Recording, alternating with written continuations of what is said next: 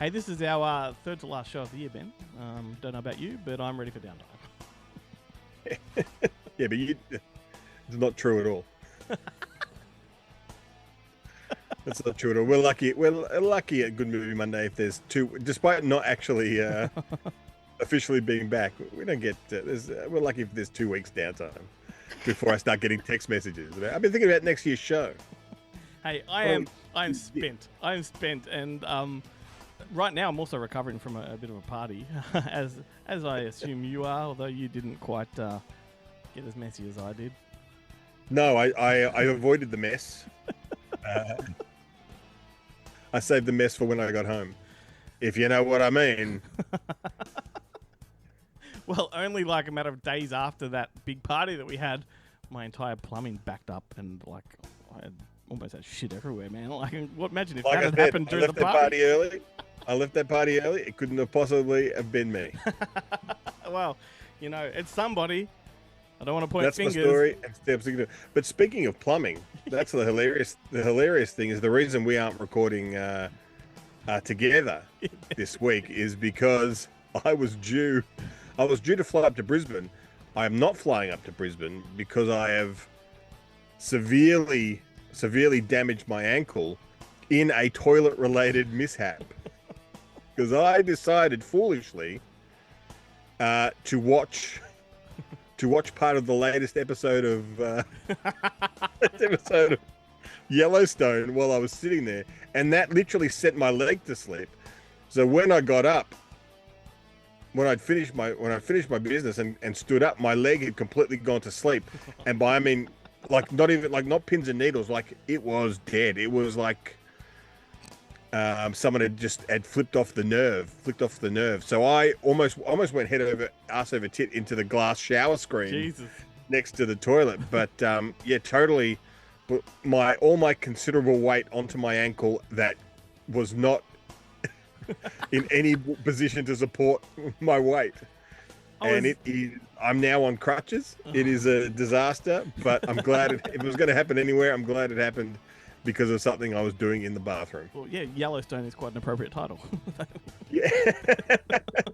No stones, though. No stones, thank God. Yeah, well, and you know, the funny thing was, it was because it was actually my second trip to the bathroom that day because I'd eaten something that didn't agree with me. So the color was not its normal color. It was somebody called the probiotic doctor because something's going wrong inside of Ben. Yeah, welcome everybody. This is Good Movie Monday. Apologies. I'm Glenn Cochran. He's Ben Helwig. We do love movies, especially Steven Seagal movies. Am I right, Ben? Damn straight. Damn straight. So for the next 90 minutes, we're going to be talking about all things Steven Seagal. Can't wait. Of course, this stems from last week's episode when the boneheads foolishly made the grave error of declaring there only are 2 good Seagal movies. What is that about? Still can't get over it. No, it's outrageous. So we're going to prove them wrong. Like, don't get me wrong. There are a good, 50 terrible Seagal films. Yeah, of course. But there are still a good 30 or 40. Like, I think the balance tips because when Seagal was I think to this day remains one of the biggest DTV stars. Like his movies, Yep. back in the video store days, even the ones that didn't hit theatrical, they would rent their pants off. Well, he discovered the formula. His production company realized they could produce a film a year for $1 million, and by the time you factor in all the sales throughout the world, they're like tripling their profits at least. So it's a very clever model, profitable. And he certainly wasn't getting any theatrical action. So why not? Yeah, and some of them are actually okay. Yeah, some of them I agree. are fine. I'm going to talk about one a little bit later on. But of course, we do have all of the usual bits and bobs coming up on the show, so don't worry about that. Jarrett Garn is going to be here to talk about physical media. He's going to... I don't know, I wasn't here for this one. I had this plumbing issue to take care of, so Ben MC'd all the way through that. How'd it go? Well, you have to listen and see, mate. Okay. I'll just pretend when we get to it that it was good. Yeah. Or that you did it at all. Shit. The Boneheads from Kentucky are also going to be here to make amends and take over the show for 5 minutes and just impart their bluegrass words of wisdom upon you. We've got 2 songs coming up: Ben's Terrific TV Tuesday, and this.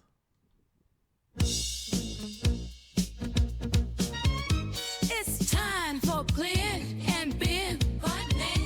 Just talk about Hallmark Christmas movies.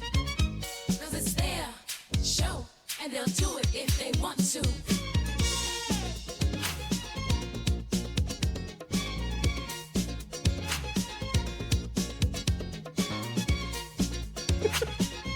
Long one.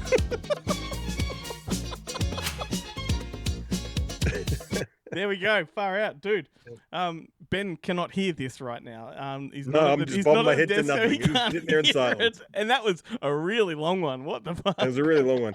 And the best thing about it is that this week it's a shorter week for us. We usually there's usually a good 7 days between recordings. There was not 7 days between this one, and I have not watched a single Hallmark movie this week, so I got nothing to talk about. That theme song is longer than the theme. That's right. The theme song made up the time. Perfectly done. Yeah. Well done. You preempted that one nicely.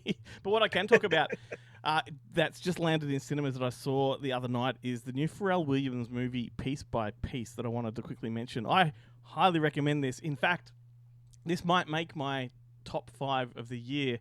It is a documentary about the work and the life of Pharrell Williams, the singer that sings, Happy and various other things, all done in Lego, and so brilliantly done in Lego. So it is a documentary with talking heads to the camera, but everyone is just Lego.